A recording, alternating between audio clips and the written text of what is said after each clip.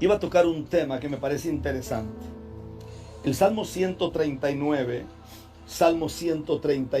mire, el Salmo 139, en su verso 16, dice: mi embrión vieron tus ojos,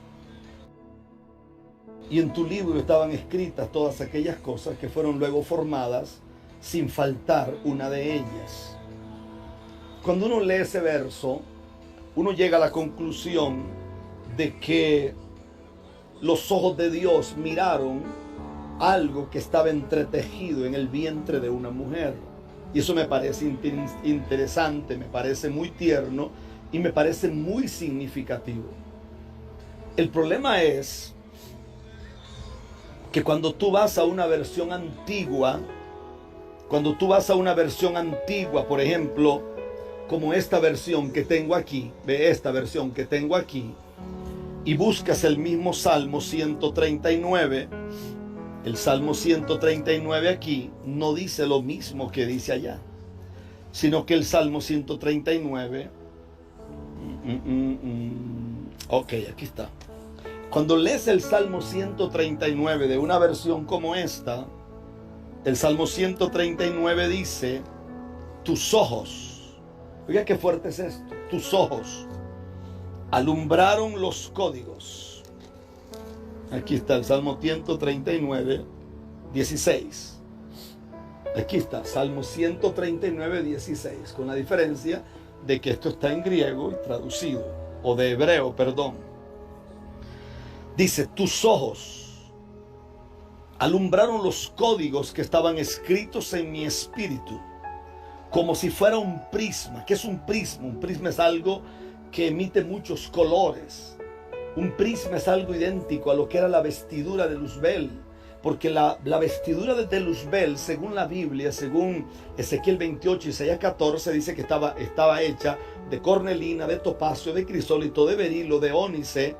Dice que estaba hecha de rubíes, estaba hecha de esmeralda, dice que estaba hecha de diamantes. Entonces la idea era que la vestidura de él era como un gran espejo, y cuando adoraban los ángeles y los seres vivientes y los 24 ancianos, los cantos pegaban contra la vestidura de él, y la vestidura de él creaba un prisma, como un destello, y entonces eso llegaba al trono del Padre. Entonces, escuche porque esto es fuerte. Dice: tus ojos alumbraron los códigos que estaban escritos en mi espíritu, como si fuera un prisma. O sea, es decir, como si fuera algo que se refleja. Que al encontrar un mentor, oiga la palabra mentor, con la palabra correcta, los códigos se descifrarían, y así se cumpliría todo lo que estaba escrito en tu libro. Cuando uno se enfoca en ese verso te hace temblar, porque la Reina Valera dice que fue que Dios miró el embrión que estaba guardado, estaba metido, oculto, estaba entretejido en el vientre de una mujer. Pero esta versión antigua dice que los ojos de Dios no vieron ese embrión. Dice que más bien los ojos de Dios, dice que alumbraron los códigos que estaban escritos en mi espíritu.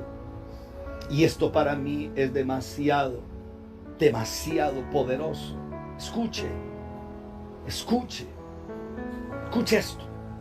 Porque según este verso, cuando el Padre en la eternidad pasada te predestinó a ti y a mí para que vengamos a esta eternidad presente y vamos rumbo a una eternidad futura, según la Escritura, el Padre escribió códigos en tu espíritu y en el mío.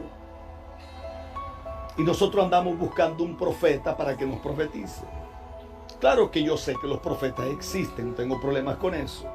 Sé que hombres que hablan de parte de Dios hay muchos. Sé que hay mujeres que tienen visiones. Sé que hay mujeres que son profetizas y Dios les revela cosas a veces más que a los hombres. No tenemos ningún problema con eso.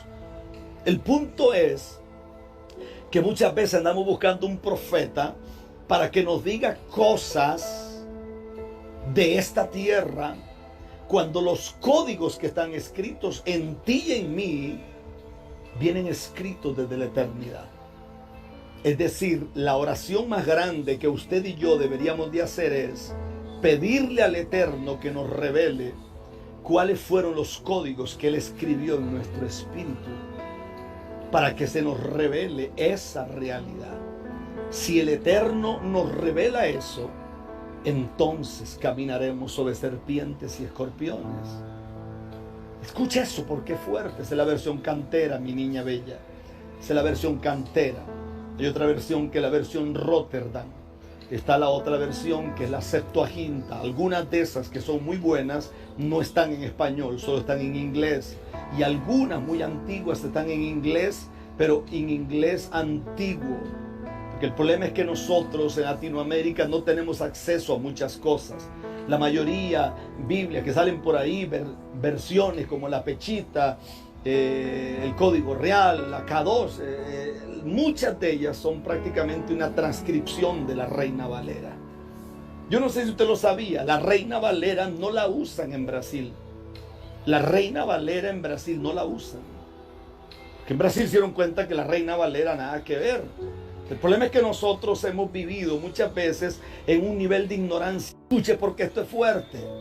Si dentro de tu espíritu y dentro de mi espíritu hay códigos escritos por la misma mano de Dios que solo se pueden descifrar cuando yo encuentre un mentor con la palabra correcta, entonces estamos en problemas. Explique eso, Pastor Rafael. Acuérdese que para un judío las mujeres no eran importantes. Si usted quiere, léalo en la Biblia. La escritura dice que David no solamente tuvo hijos, Jacob tuvo hijas también, perdón. Y la escritura dice que las hijas de Jacob, ninguna fue la líder o la heredera de una tribu. Sin embargo, sus 12 hijos fueron los que atribuyeron el nombre de 12 tribus. Eso es interesantísimo, porque para los judíos las mujeres no eran tan importantes. Se dice que los judíos daban mujer y por no ser gentil. Entonces, cuando un chico nacía, la primera oración que hacía el papá de familia era encontrar a un mentor pudiera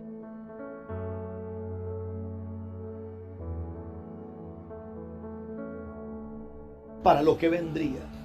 El mentor le enseñaría muchas cosas, entre ellas maximización de potencial, capacidad para administrar, entre ellas el valor y el poder de la honra, entre ellas la capacidad de traer posteridad al nombre de su padre, entre ellas los principios más elevados para poder administrar todos los recursos que habían puesto en su mano, entre ellas carácter, entre ellas temor. Entre ellas tenía que ver con la capacidad de honrar no solo a su padre, sino que traer una posteridad tan grande que le diera vigencia al nombre de su padre y nunca fuera borrado en la tierra. Por eso es que para el padre de familia encontrar un mentor era tan importante. Ahora, ¿qué era lo que ocurría según los antiguos? Cuando el chico que iba a ser mentorizado, porque el mentor era como un papá, el mentor tenía la autoridad para castigar a ese muchacho si quería. Tenía la capacidad para corregirlo. Tenía la capacidad de enseñarle y enderezar sus pasos. Y cuando ese chico regresaría, cuando cumpliera unos 12 años, se hacía... El papá lo presentaba a su hijo y el mentor le decía: he aquí su hijo maduro. Ya no es un nepio, ya no es un paidión, ya no es un tecnón, ahora es un huyos. ¿Qué es un huyos? Es un hijo maduro. Repito, no es un nepio, que es la edad entre 0 y 2 años. No es un paidión, que es entre 2 años y 7 años. No es un tecnón, que va entre los 12 años y los 17 o los 19. Ahora es un huyos es un hijo maduro. Usted puede confiar sus recursos en él. Y es impresionante porque cuando Jesús subía de las aguas del bautismo, la escritura dice que los cielos se abren. Cuando usted lee una versión antigua de las escrituras, dice que lo que el Espíritu Santo dijo a través del Padre, o lo que se escuchó, fue que el Padre dijo: este es mi hijo maduro. Es decir, este es mi hijo huyos. En él puedo colocar mi herencia. ¿Y cuál era su herencia? Éramos nosotros. Éramos los hijos de Dios. Por eso es que cuando él resucita, después de todo su ministerio, cuando él muere y resucita, él dice: toda potestad me ha sido dada en los cielos y en la tierra. Que tiene oídos para oír, que oiga. Entonces, cuando aquel hombre traía y presentaba al muchacho, ya estaba preparado. Pero se dice que cuando el hijo se encontraba con el mentor, dice que sus espíritus quedaban ligados para siempre. No existen varios mentores, solo existe un mentor. Por eso al mentor se le llama también un padre. Por eso es que el apóstol Pablo dice que puedes tener 10,000 ayos, pero pocos padres. Pocos padres. ¿Qué es un ayo? Un ayo es un porrista. En el sentido original es un porrista. ¿Qué es un porrista? Un porrista es alguien que siempre te dice lo que tú quieres oír. Por ejemplo, los predicadores de enlace. A mí me gustan mucho los predicadores de enlace. Malitos para predicar la mayoría. Pero bueno, que Dios los bendiga. Bendecido, prosperado y en victoria. Hermano, si usted envía una ofrenda, usted resuelve todo el problema. Hermano, es que la ofrenda habla de quién eres tú y revela tu corazón. Interesante. Hermano, que no sé qué, que traiga aquí, que allá. Un porrista es aquel que te dice lo que tú quieres oír. Un mentor es aquel que te dice lo que necesitas oír. Curiosamente, tú creces más en el día de prueba que en el día de bendición. Tú creces más cuando estás siendo refinado. Tú creces más que cuando todo abunda.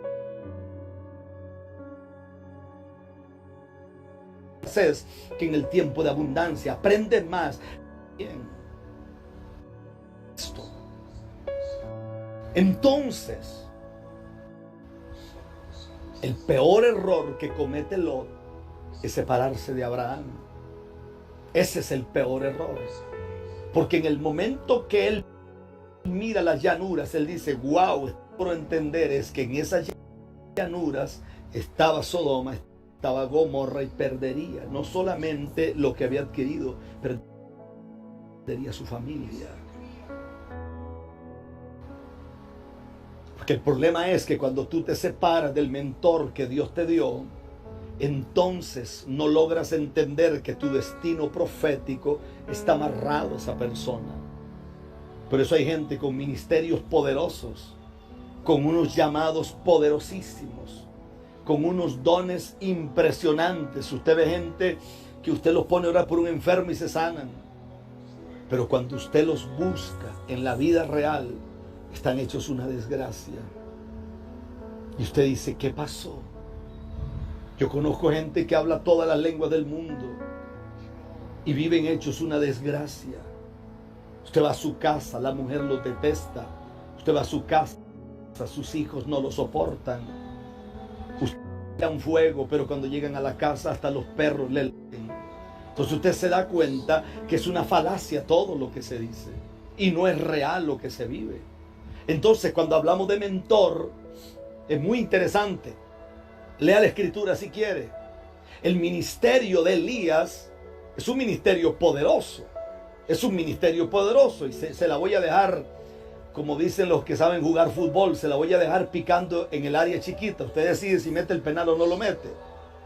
¿Cómo explica usted que el profeta más grande del Antiguo Testamento, que vio unos milagros portentosos, no aparece en Hebreos capítulo 11? Explíqueme eso. Le voy a dar 30 segundos para que me responda. ¿Por qué en la galería de los... ¿Lo había pensado? Si gusta le respondo o se lo dejo para otro día. ¿Por qué Elías no aparece en la galería de los héroes de la fe? ¿Por qué? Un rabino me miró los días, no aparece en la galería de los héroes de la fe. Porque Elías literalmente era la boca de Dios en la tierra. Elías no se movía en fe. Elías se movía en los niveles más altos de obediencia y de honra a Dios. Por eso cuando Elías abría la boca, los mismos infiernos temblaban, porque era la incursión, era como que Elías era el prisma de donde Dios abría la boca y el prisma se metía y la boca de Dios salía por la boca de Elías. ¿Por qué no aparece Elías en Hebreos capítulo 11? Y usted puede leer exactamente el doble del de Elías. Con 7 milagros, Eliseo Dios lo usa con 14.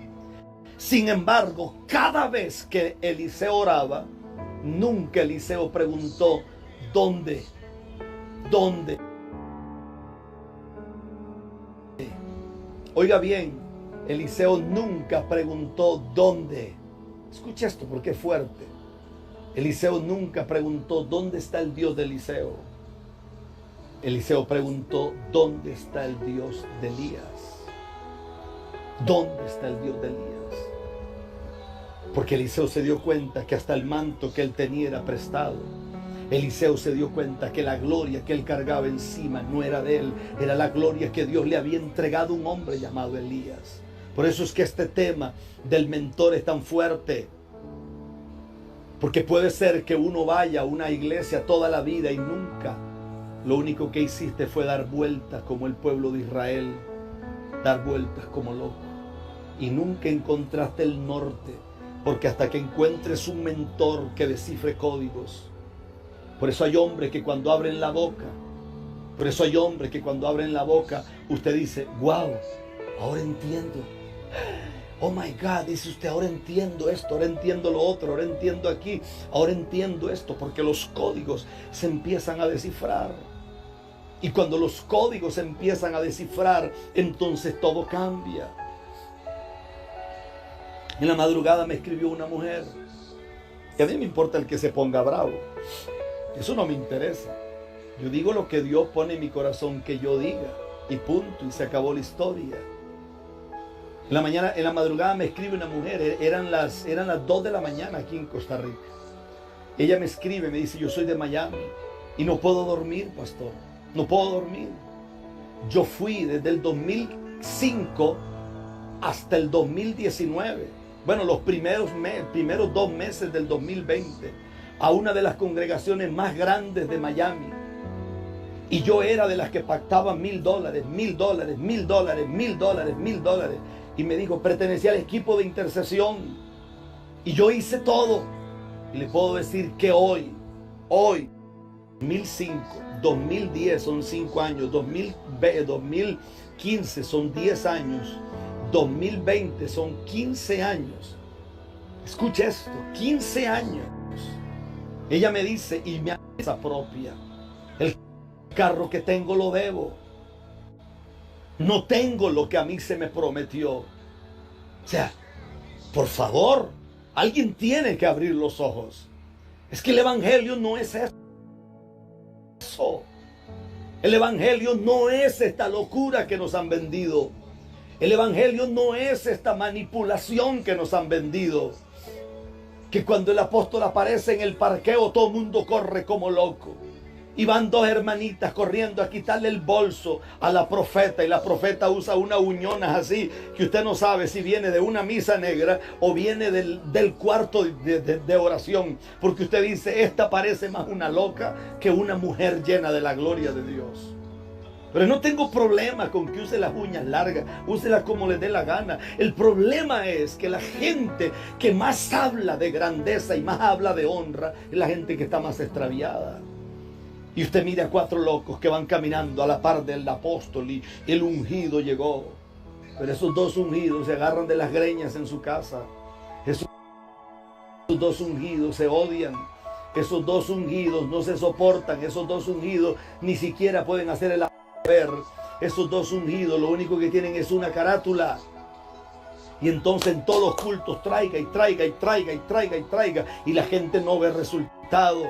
Pero el ungido vive en una casa que vale $4 millones. Y los hermanitos de abajo viven en unas casitas alquiladas. Pero ellos creen que un día Dios los bendecirá. Y curiosamente les pasan 15, 20 años como a esa mujer y la bendición no llega. Porque Dios no puede bendecir donde las cosas no son reales, donde las cosas no funcionan. Y el que se quiere poner bravo, que se ponga bravo, ese es su problema. Ahora yo sé que hay gente que les gusta que los manipulen porque tienen un demonio que se llama espíritu de despojo. Les gusta que les quiten la plata, les gusta que les roben. Están felices. Si hay un país donde la gente tiene que orar, se llama Colombia. En Colombia cualquier loco aparece por ahí, Señor, y la gente corre y dice: traigan la cartera, porque esa palabra hay que sellarla. Claro que yo creo que la palabra se debe de honrar. Claro. Se debe de honrar a hombres llenos de Dios. Se debe de honrar el manto de un hombre de Dios. Pero que esto no se convierta en una doble honra, porque es un peligro. Porque en el momento que esto se convierte en una doble honra, entonces estamos tocando lo que Dios toque. Hay gente que le tiene más miedo, es un temor que le tienen al apóstol, porque ellos están tan privilegiados de pertenecer a la élite del apóstol. Por favor, cuánta gente lejos del Dios de los cielos, cuánta gente llena de cuánta porquería. A una congregación gigante en Houston, Texas, posiblemente la congregación más gigante, y hablé con un pastor que tiene una compañía de limpieza, y él me decía a mí: es impresionante cuando la gente sale los domingos, nosotros sacamos 3 baldes así llenos de colillas de cigarro. La gente fuma y se mete al templo después. Yo pregunto, ¿tendrá esa gente una realidad en Dios? Imposible. Porque usted escucha un predicador como Joel Osteen, que es muy bonito, muy interesante, él sabe hablar muy fino, se maquilla muy bonito, no suda, no transpira, porque si transpira entonces se le arruina el maquillaje. Obviamente es muy buen psicólogo, pero no es el tipo de hombre que incomode el pecado. No es el tipo de hombre que diga las cosas como deben de ser dichas. Allí está el problema. Allí es donde no llegamos a ningún lado. Cuántos miles y miles y miles que no quieren creer en nada. Costa Rica está lleno de eso. Costa Rica está lleno de eso. Ayer me escribió un muchacho interesante él. Y él me escribe y él me dice: apóstol o pastor, porque a la gente le ofende eso, que no digan apóstol. No, yo soy pastor, ok. Y él me dice: yo perdí todo lo que tenía. Perdí todo lo que tenía. ¿Por qué lo perdió? Porque a mí me enseñaron que había que honrar. Y es que los verdaderos mentores, se lo pruebo con este libro. Los verdaderos mentores no piden nada. Los verdaderos mentores lo dan todo. Pero hoy, cuando el apóstol cumple años, le mandan una tarjeta a la gente, recibe regalos de Macy's. Él solo puede ir a comer, no sé, a Cheesecake Factory. Él solo puede comprar. Entonces la gente hace lo que sea para traer una honra, porque ellos creen. No creo que sea malo honrar. Lo malo es cuando se honra a alguien que no es un mentor, porque los mentores no piden nada, los mentores lo dan todo. Nos rodean a nosotros aquí. Pregúnteles: ¿cuándo yo los he llamado para decirles: si no me dan el diezmo? Por favor, cada persona sabe lo que tiene que cumplirle a Dios y lo que no tiene que cumplirle. Después de todo, esto que estamos aquí es para que los códigos se descifren. Y cuando el código se descifra, entonces empezaremos a ver lo que nunca habíamos visto. Tan fácil como eso. Tenemos gente dando vueltas como locos, gente corriendo de aquí para allá, y no.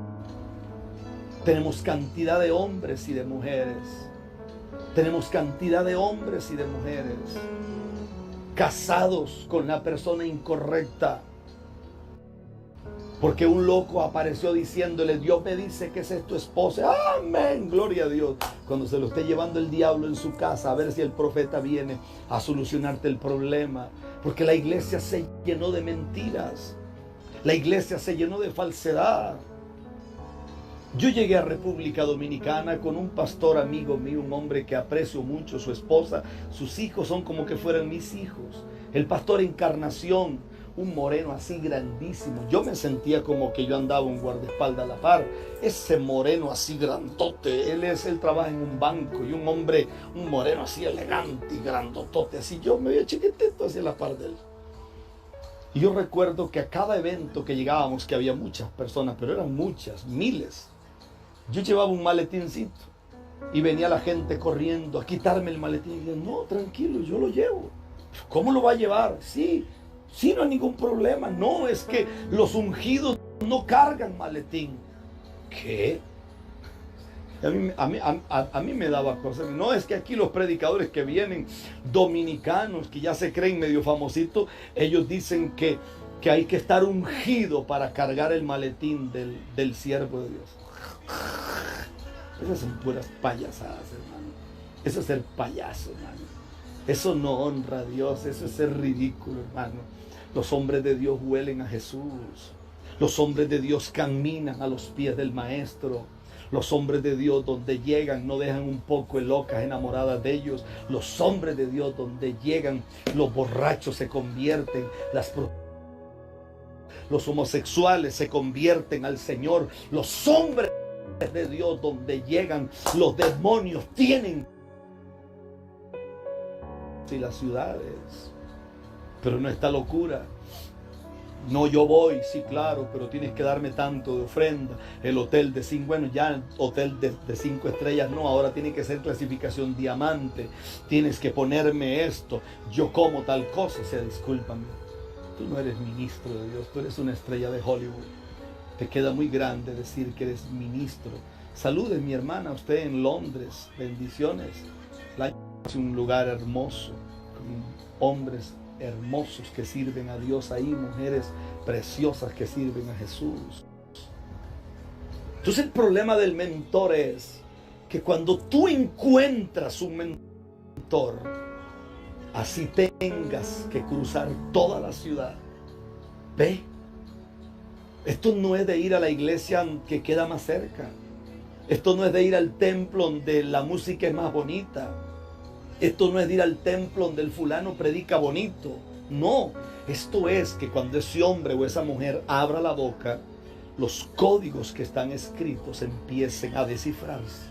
Y en el momento que los códigos se descifran, entonces ya no serás más un hombre o una mujer ungida. Ahora serás una manifestación de Dios en la tierra de los vivientes.